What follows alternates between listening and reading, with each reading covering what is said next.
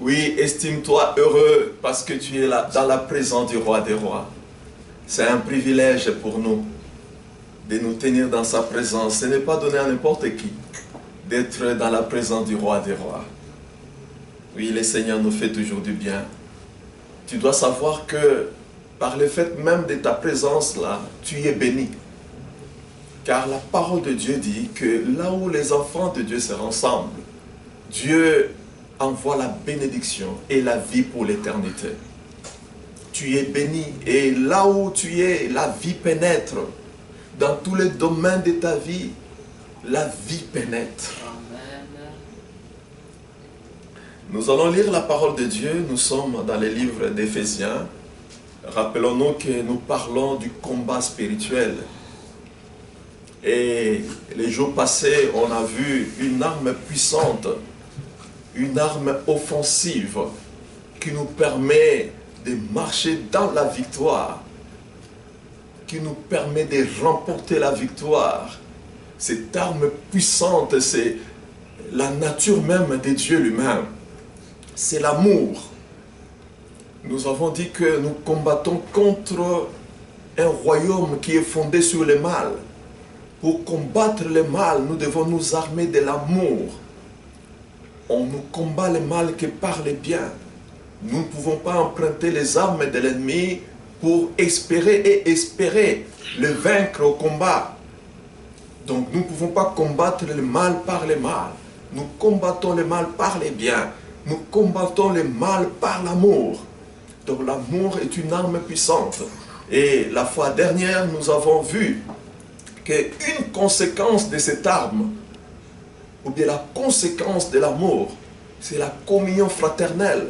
La communion fraternelle est une conséquence de l'amour qui doit exister parmi les enfants de Dieu. Et nous avons dit que l'amour est la marque distinctive de notre identité en tant qu'enfant de Dieu. Celui qui est né de Dieu est né de l'amour, car Dieu est amour. Donc celui qui est né de Dieu a la nature de l'amour. Donc l'amour est la marque distinctive de notre identité. C'est pourquoi la Bible dit que celui qui n'a pas d'amour n'a pas connu Dieu. Celui qui n'aime pas n'a pas connu Dieu. Car Dieu est amour. Donc l'amour est une arme puissante, offensive, qui nous permet de marcher dans la victoire par rapport au combat spirituel. Donc nous avons dit que c'est une réalité. Le combat spirituel est une réalité. La Bible n'allait pas parler des armes s'il n'y avait pas de combat. Et nous avons dit que le combat est permanent parce que les armes qu'on nous cite dans Éphésiens, ce sont les armes qu'on doit utiliser en permanence. Nous devons utiliser ces armes en permanence. Cela montre que le combat aussi est permanent. Aujourd'hui, nous allons évoluer pour parler d'une autre arme. Une autre arme spirituelle. Nous lisons d'abord notre passage dans Éphésiens, chapitre 6. Nous lisons les versets 13 et les versets 14. Suivons la lecture de la parole. Il est écrit ceci. C'est pourquoi prenez toutes les armes de Dieu afin de pouvoir résister dans les mauvais jours et tenir ferme après avoir tout surmonté. Tenez donc ferme, ayez à vos reins la vérité pour ceinture, revêtez la cuirasse de la justice. Je reviens, je répète. C'est pourquoi prenez toutes les armes de Dieu afin de pouvoir résister dans les mauvais jours et tenir ferme après avoir tout surmonté. Tenez donc ferme. Ayez à vos reins la vérité pour ceinture et revêtez la cuirasse de la justice. Donc, au verset 13, on nous signale quelque chose de très capital. C'est pourquoi prenez toutes les armes de Dieu afin de pouvoir résister dans les mauvais jours et tenir ferme après avoir tout surmonté. Beaucoup de chrétiens ou certains chrétiens expérimentent une vie chrétienne remplie de défaites vis-à-vis du péché, vis-à-vis du monde, par manque des armes ou par manque de l'armure spirituelle, par manque des armes spirituelles. Lorsqu'on n'a pas toutes les armes spirituelles, c'est difficile de tenir ferme. On nous dit nous devons prendre, nous armer de toute l'armure spirituelle, de toutes les armes spirituelles pour tenir ferme, pour résister dans les mauvais jours. Beaucoup ne résistent pas dans les mauvais jours, dans les moments de tentation, dans les moments des épreuves, dans les moments de tribulation. Beaucoup ne résistent pas par manque des armes spirituelles. Ce sont les armes spirituelles qui nous permettent de résister devant la déception, de résister devant les attaques démoniaques, de résister dans la maladie, de résister devant tout ce que le monde peut présenter devant nous. Ce sont les armes spirituelles qui nous permettent de résister. Un chrétien qui n'a pas toutes les armes spirituelles aura difficile à tenir ferme. On nous dit, après avoir tout surmonté, être encore ferme, tenir encore ferme. Donc les armes spirituelles nous permettent de tout surmonter. Tout surmonter. Et tenir ferme à la fin. Si on n'a pas toutes les armes, ça sera difficile de tout surmonter. Ce que tu connais dans ton foyer, ce que tu connais dans ton mariage, tu auras difficile à tout surmonter. Les attaques que tu reçois au niveau du travail, les attaques que tu reçois par rapport à ta vie chrétienne, la persécution, tu auras difficile à tout surmonter si tu n'as pas toutes les armes spirituelles.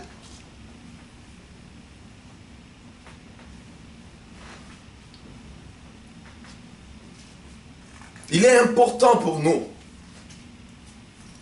de rechercher à avoir ces armes. Un chrétien sans armes, ou un chrétien qui n'a pas toute l'armure spirituelle, c'est un chrétien vulnérable. Nous devons avoir l'armure spirituelle parce que le combat est réel. Le combat spirituel, c'est une réalité. Si on n'a pas d'armes, on est malheureux. On ne saura jamais vivre dans la victoire.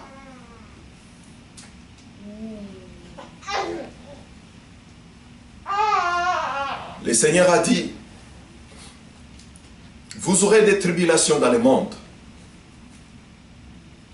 Mais prenez courage, car j'ai vaincu le monde. Prenez courage, car j'ai vaincu le monde. Mais prendre courage, c'est aussi se fortifier dans le Seigneur, c'est-à-dire se doter des armures que le Seigneur a prévues.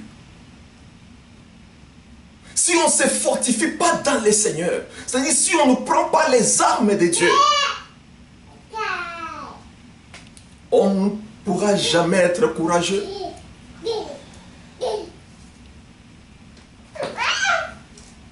Au verset 14, on nous dit, tenez donc ferme, ayez à vos reins la vérité pour ceinture. Nous allons aujourd'hui parler de la vérité. La vérité. Une ceinture spirituelle. Pour comprendre l'armure spirituelle, il faut se faire une idée du soldat romain du 1er siècle. Parce que quand l'apôtre Paul parlait de ces choses, il avait l'image de ces soldats romains. Parce que c'est le soldat que Paul a connu à ce moment-là. Parce que Rome dominait sur les Juifs. Donc quand il parle de l'armure spirituelle, il faut se faire une idée du soldat romain au 1er siècle. Pour les soldats romains, la ceinture c'était en fait l'objet qui portait l'épée. Et la ceinture c'était l'objet qui soutenait les dispositifs qui protégeaient même disons, la partie inférieure du soldat. Et la ceinture soutenait son habit. Il y avait des soldats qui portaient des jupes à l'époque. Donc vous comprenez que sans la ceinture, donc on ne saura pas porter l'épée. Sans la ceinture, les dispositifs qui protégeaient les parties du bas ne sera jamais soutenu. Donc sans la ceinture, le soldat devient vulnérable. Le soldat est privé de son armure, de ses armures, et surtout de cette armure puissante qui est l'épée de l'esprit, qui est la parole de Dieu. Ici, la vérité dont il est question, au verset 14, ce n'est pas la parole de Dieu. Nous savons que la parole de Dieu est la vérité. Mais ici, la vérité dont il est question ici, c'est la manière d'être qui est conforme à ce qui est réel. C'est-à-dire un langage qui correspond à ce qui est réel, une attitude qui correspond à ce qui est réel. C'est ça la vérité dont il est question ici. Et l'opposé, c'est la fausseté. On nous dit, ayez à vos reins la vérité pour ceinture. Et c'est cette ceinture-là qui supporte l'épée. L'épée qui est maintenant la vérité, c'est-à-dire la parole de Dieu. Donc il y a la vérité comme étant la manière d'être qui est conforme au réel, c'est-à-dire un langage conforme au réel, et puis une attitude conforme au réel. Et cette vérité-là, si on ne l'a pas, on ne pourra jamais porter la vérité qui est la parole de Dieu. Et beaucoup de chrétiens aujourd'hui, ou encore certains chrétiens aujourd'hui, se retrouvent bloqués dans leur vie, bloqués dans leur marche. Parce que cette vérité qui doit porter la vérité qui est la parole de Dieu n'existe pas. Lorsque notre marche n'est pas dans la vérité, nous ne sommes pas vrais par rapport à notre façon d'agir ou dans notre langage, nous ne sommes pas vrais. Nous ne saurons jamais porter la parole de Dieu. C'est pourquoi nous remarquons l'absence de la parole dans la vie de beaucoup qui se disent chrétiens, des personnes qui se disent chrétiennes. Nous remarquons l'absence de la parole. Connaître la parole, ce n'est pas réciter les versets bibliques. Il y a des gens qui font la récitation des versets bibliques, mais qui manquent la parole de Dieu. Pour avoir la parole, il faut d'abord avoir la vérité, c'est-à-dire que notre expression, que notre langage soit conforme à ce qui est réel.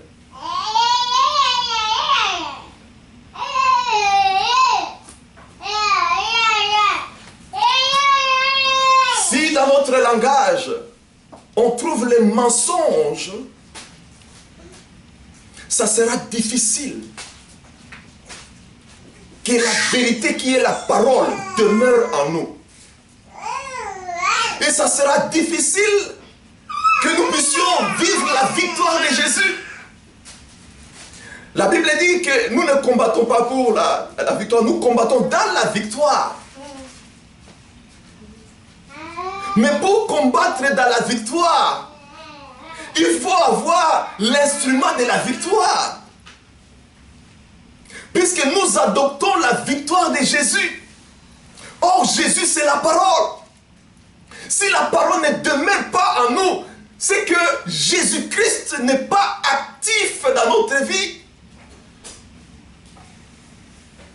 La parole doit être vivante en nous. C'est alors que nous allons vivre la victoire de Jésus. Nous devons avoir la parole. Et pour que la parole soit, pour que la parole vive en nous, nous devons être vrais. Le Seigneur a dit, ce peuple m'honore des lèvres, mais son cœur est éloigné de moi. Et Jésus a dit encore, l'heure est venue où les vrais adorateurs adoreront le Père en esprit et en vérité. Car ce sont là les adorateurs que le Père recherche, ceux qui sont vrais. C'est-à-dire les personnes qui sont vraies dans leur langage et dans leurs actes. Je disais que beaucoup de chrétiens se trouvent bloqués dans leur vie. Ils sont incapables de progresser même dans la vie chrétienne. Des chrétiens qui font 10 ans, 5 ans, 3 ans, toujours des bébés spirituels. Des chrétiens qu'on doit pousser pour aller à la prière. Des chrétiens qu'on doit pousser pour participer à une réunion de prière. Des gens qui demeurent bébés spirituels, même après une année de conversion, des bébés spirituels. C'est-à-dire la parole n'est pas vivante.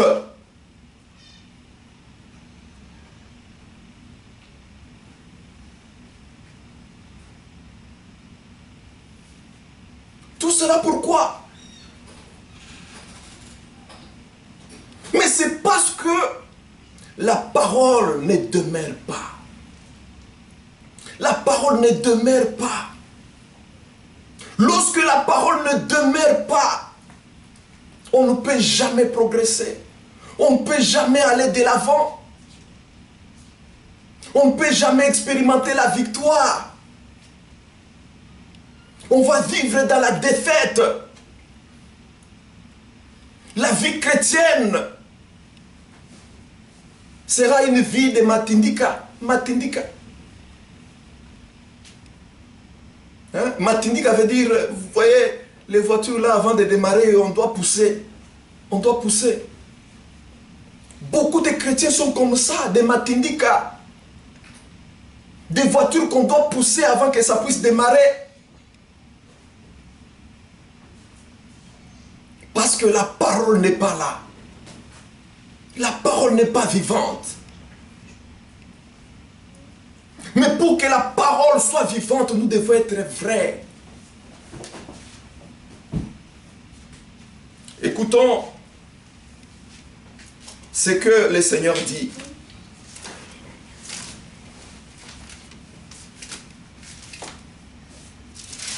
Nous sommes dans le livre des Jean au chapitre 8, le verset 44.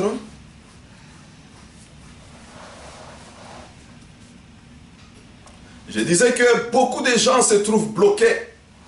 Ils ne peuvent pas progresser, ni dans leur vie chrétienne. Ils ne peuvent pas progresser dans leur vie de prière, de méditation de la parole, dans leur engagement même dans l'œuvre de Dieu. Beaucoup de gens ne peuvent pas progresser dans une vie de consécration à Dieu. Les gens qui restent seulement dans des bordures, ils n'entrent jamais en profondeur. Écoutons ce que le Seigneur dit. Jean 8, 44. Le Seigneur parle comme ça aux Juifs. Il dit, vous avez pour père les diables. Et vous voulez accomplir les désirs de votre père. Il a été meurtrier dès le commencement. Et il ne se tient pas dans la vérité. Parce qu'il n'y a pas de vérité en lui. Lorsqu'il profère les mensonges, il parle de son propre fond.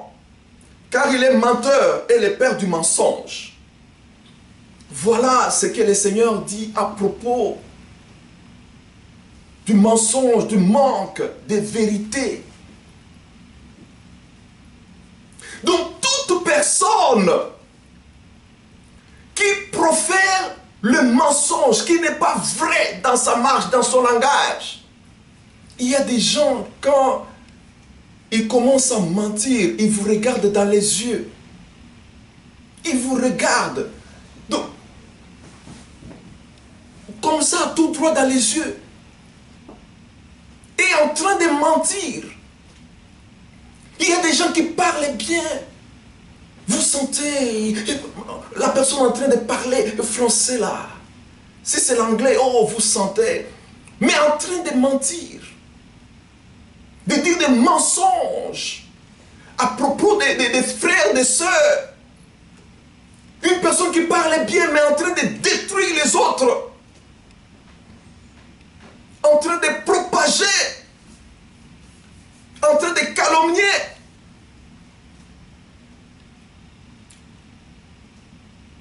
On profère des mensonges pour gagner certains intérêts égoïstes. Mais lorsque nous ne sommes pas vrais dans notre langage, nous devons savoir que nous ouvrons la porte. Nous ouvrons la porte. Nous ouvrons une brèche qui permet à l'ennemi de réclamer quelque chose dans notre vie. Lorsque dans notre cœur il y a la fausseté, cela veut dire que dans notre cœur il y a un élément étranger. Et nous avons dit que notre cœur, c'est le sanctuaire de l'esprit ou le quartier général. Et lorsqu'il y a un corps étranger dans notre quartier général, cela veut dire que notre quartier général est infiltré. C'est pourquoi nous voyons des blocages. Beaucoup de vies sont bloquées parce que dans le quartier général, il y a des infiltrés. C'est que vous gardez là de l'ennemi, la fausseté, le mensonge. C'est ça le problème. Ce qui vous détruit, c'est ce que vous gardez en vous de l'ennemi. Ce qui vous détruit, c'est ce qui a dominé sur vous et qui a fait de vous un esclave. Car la Bible dit, chacun est esclave de ce qui a dominé sur lui. Tu n'es pas vrai dans ton expression.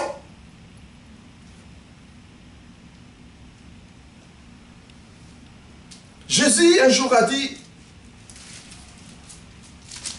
dans Jean 14, le verset 30, il dit ceci à ses disciples, « Je ne parlerai plus guère avec vous, car le prince du monde vient.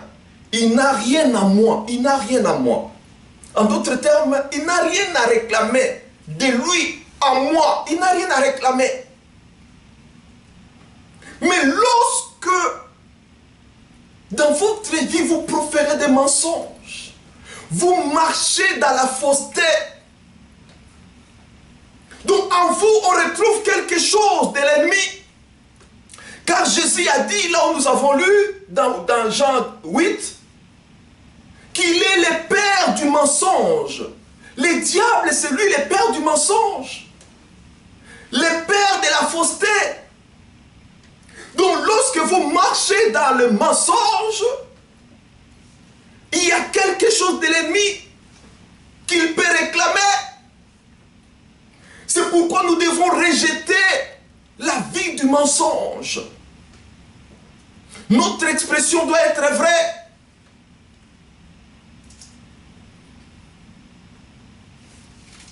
Éphésiens nous dit, Éphésiens 4, Éphésiens 4, 25, la Bible nous dit ceci. C'est pourquoi renoncez au mensonge et que chacun de vous parle selon la vérité à son prochain, car nous sommes membres les uns des autres. Renoncez au mensonge, que chacun de vous parle selon la vérité à son frère.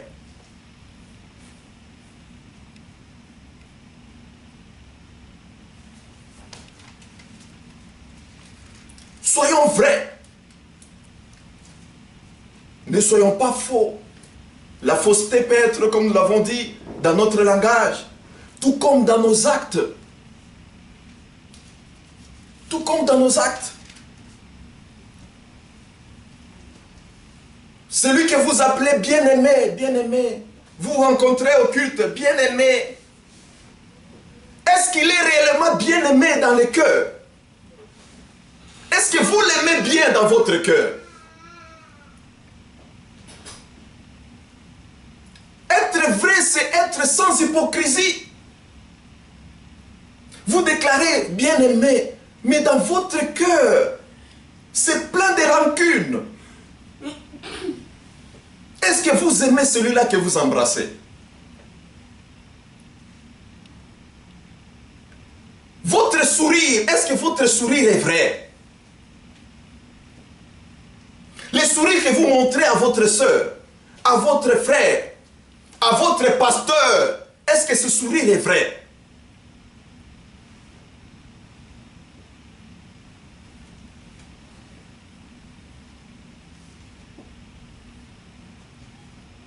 Vous faites un sourire comme ça, mais lorsque le frère a un problème, la soeur a un problème, on vous demande de participer, de soutenir. Vous commencez à calculer, si chacun donne 100 $, il aura combien? Voilà votre amitié, voilà votre amour hypocrite. Et vous faites ça même auprès des serviteurs de Dieu, pour donner les offrandes ou la dîme. Vous calculez, mais si tout le monde donne comme ça, il aura combien? Hypocrite. Est-ce que ça c'est l'amour? Soyons vrais. Soyons vrais dans notre langage, dans notre expression, dans nos actes. Soyons vrais. Écoutons ce que la Bible dit. 1 Jean chapitre 3, verset 18. Petits enfants, n'aimons pas en parole et avec la langue, mais en action et avec vérité. N'aimons pas en parole. Soyons vrais. Ne soyons pas hypocrites.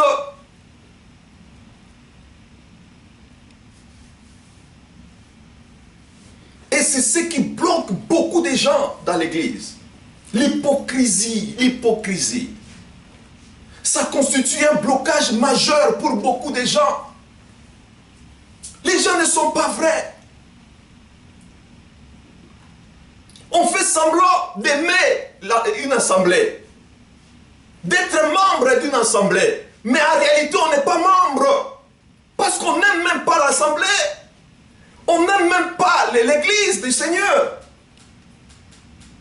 Et quand tu n'aimes pas l'église du Seigneur, qui est le corps du Christ, donc tu ne l'aimes pas.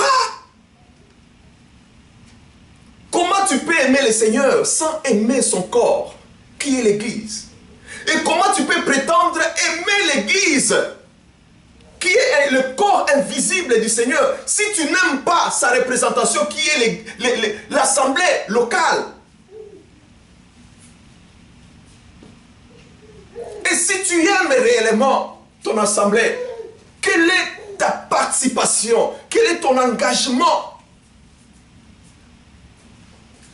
Quel est ton engagement? Tu es indifférent vis-à-vis des activités de l'église, indifférent vis-à-vis des activités de l'assemblée. Tu es indifférent. N'aimons pas en parole, mais en pratique. Notre amour doit être démontré. N'appelons pas bien-aimé, mais vivons cet amour vrai. Les bien-aimés là doivent être bien-aimés dans notre cœur. Et ce qui sort de notre bouche doit être réel. Ce qui est conforme à ce qui est réel. Ce n'est que de cette façon-là, lorsque nous serons dans la vérité, c'est-à-dire lorsque notre langage sera conforme à ce qui est réel, et notre comportement sera conforme à ce qui est réel, ce n'est qu'à ce moment-là que nous saurons porter alors la vérité qui est la parole de Dieu. Car cette vérité-là est soutenue par la ceinture. Si jusque-là tu ne comprends pas encore la parole de Dieu, si jusque-là en toi la parole n'habite pas, la parole n'est pas vivante, c'est parce que tu n'as pas de ceinture. Tu n'as pas de ceinture. Tu vis dans l'hypocrisie. Tu marches dans l'hypocrisie. Tu es chrétien de nom. Parmi les enfants de Dieu, on te connaît frère en Christ, sœur en Christ. Mais dès que tu quittes l'église, tu es quelqu'un d'autre. Tu vis dans l'hypocrisie. C'est ça le problème.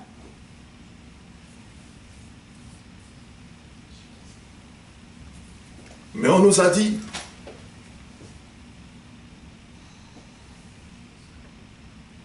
que si nous n'avons pas toutes les armes spirituelles, nous ne saurons pas résister ou surmonter toutes choses et tenir ferme jusqu'à la fin. Or, la couronne de vie, selon Apocalypse chapitre 2, que la couronne de vie, c'est pour ceux-là qui résistent, qui tiennent ferme jusqu'à la fin. La couronne de vie, c'est pour ceux qui tiennent ferme jusqu'à la fin. Oh, il est indispensable pour toi et moi que nous puissions rechercher toutes les armes spirituelles afin de surmonter toutes choses et de tenir ferme jusqu'à la fin. Ayons notre ceinture. En d'autres termes, soyons vrais dans notre marche. Car ce sont là les adorateurs que les pères cherchent. Ceux qui adorent le Seigneur en esprit et en vérité. N'adorons pas des lèvres seulement. Mais notre marche doit adorer le Seigneur. Notre vie doit adorer le Seigneur. Nous pouvons adorer par nos lèvres, mais si notre vie n'adore pas le Seigneur, nous ne sommes pas des vrais adorateurs. Que le Seigneur nous aide, afin que la vérité habite en nous. Et cette vérité, ou cette attitude, ce langage, conforme à ce qui est réel, va nous permettre de porter la vérité qui est la parole. Et la parole sera vivante dans notre vie. Que le Seigneur vous bénisse. Amen. Nous allons prier pour implorer la miséricorde du Seigneur.